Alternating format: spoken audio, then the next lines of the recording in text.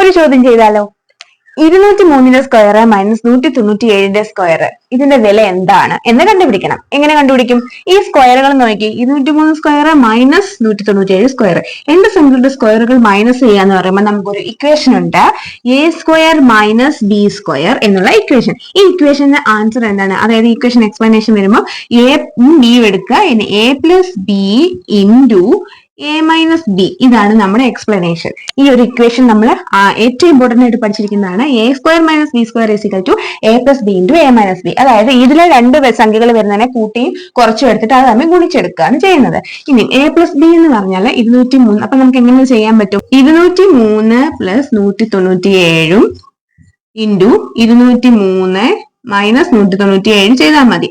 അപ്പൊ 203 197 കൂടെ കൂട്ടിയാൽ 400 ഗുണം 203 197 പോയാൽ 6. അപ്പൊ 6 4 24, 2 0 കൂടെ ഉള്ളതോടെ കൂട്ടിയാൽ നമുക്ക് എന്ത് ഉത്തരം കിട്ടുന്നത്? 2400 ആണ് നമ്മുടെ ഉത്തരം. അപ്പൊ നമ്മുടെ ഓപ്ഷൻ ഡി ആണ് ഇവിടുത്തെ ഉത്തരം.